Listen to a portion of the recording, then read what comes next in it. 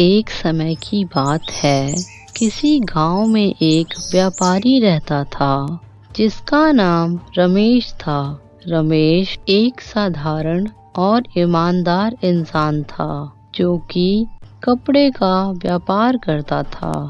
वह और उसकी पत्नी खुशीपूर्वक गांव में रहा करते थे। सब कुछ अच्छा चल रहा था। कुछ समय बीत जाने के बाद गांव के अंदर चुटिया काटने वाली चुड़ैल की घटनाएं बढ़ने लगी। रोज रात को वह किसी एक औरत की चुटिया काट लेती थी। फिर कुछ समय बाद यह बात रमेश को पता चली तो वह सुनकर दंग रह गया। उसने सोचा कि उसके घर में उसके सिवा कोई नहीं है और उसको व्यापार के काम से कभी कभी बाहर भी जाना पड़ता है और उसकी पत्नी घर में अकेले होती है। उसने यह सोचा कि यदि मैं किसी दिन रात को घर वापस नहीं लौट पाया तो उसकी पत्नी को काफी परेशानी होगी। तो उसने अपना व्यापार दिन में करने का निश्चय लिया और फिर वो दिन में ही व्यापार करने लगा। रात में वह कहीं नहीं जाता क्योंकि उसके गांव में औरतों के बाल कटने की घटनाएं दिन प्रतिदिन बढ़ती ही जा रही थी। फिर वह रोज शाम को घर पर समय से आने लगा और वह एक दिन अपने मित्र विनय से मिलने के लिए उसके घर गया। और विनय भाई, क्या हाल है, कैसे हो? भाई बाकी सब तो ठीक है, बस यही है कि गांव में बाल कटने की घटनाएं बहुत ही बढ़ती जा रही है। बस इसी चिंता में रहता हूँ कि किसी दिन ये घटना हमारे साथ ना घट जाए। हाँ, यह तो चिंता की बात है, इसलिए मैंने भी अपना व्यापार दिन में करने का निश्चय लिया है। समझ नहीं आता भाई कि हमारे गांव को किसकी नज़र लग गई है और ये सब क्या हो रहा है। हाँ भाई, कोई तो बात है जिसके कारण हमारे गांव में बाल कटने की घटनाएं बढ़ती जा रही है। फिर कुछ देर बात करने के बाद रमेश अपने घर आ जाता है।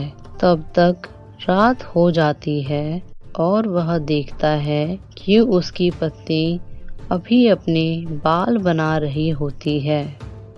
वह अपनी पत्नी से कहता है, सुनती हो, तुम्हें पता है ना कि गांव में बालों की कटने की घटनाएं कितनी बढ़ रही है। तुम अपने बालों को संभाल के रखो। तुम चिंता मत करो, मैं अपने बालों का पूरा ख्याल रखती हूँ। रमेश कुछ दिनों से देख रहा था उसकी पत्नी के बाल बढ़ते ही जा रहे थे।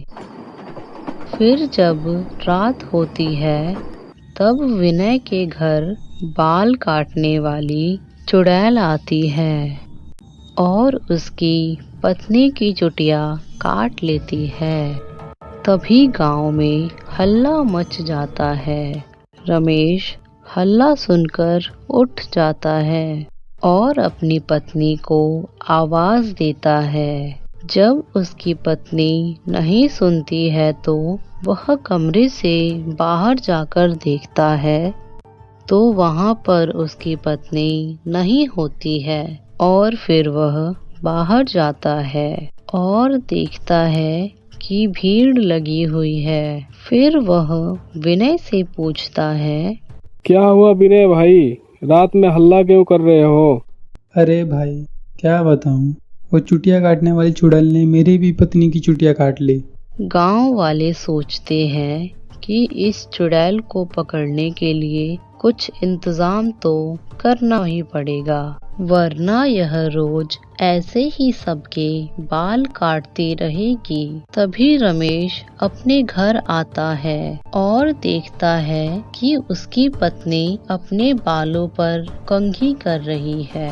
फिर वह अपनी पत्नी से पूछता है, तुम अभी कहाँ थी और तुम इस समय अपने बालों को कंघी क्यों कर रही हो?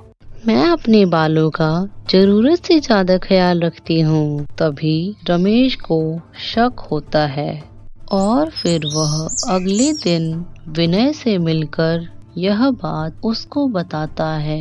आज रात तुम सोने का नाटक कर लेना और उसके बाद देखना क्या होता है।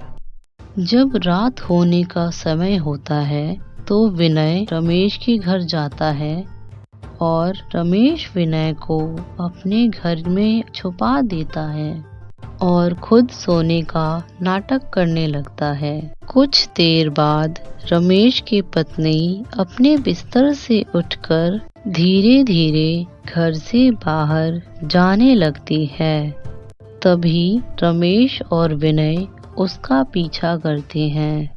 फिर उसकी पत्नी जंगल के एक गुफा में जाती है और वह गुफा से चुड़ैल बनकर निकलती है।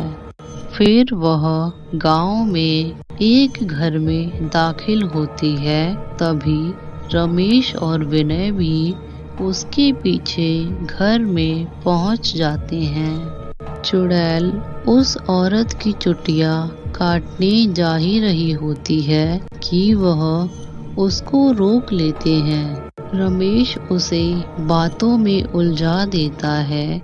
रुको, तुम इस चूटिया को क्यों काट रही हो? तभी विनय चुपके से रसोई घर में जाकर चाकू ले आता है और पीछे से आकर उस चुड़ैल की पूरी चुटिया काट देता है। उसकी लंबी चुटिया कटने के बाद वह चुड़ैल बहुत तड़पती है। के बाद जब वह शांत होकर खत्म होती है तो वहाँ पर रमेश की पत्नी खड़ी होती है। फिर रमेश अपनी पत्नी से पूछता है, ये सब क्या है?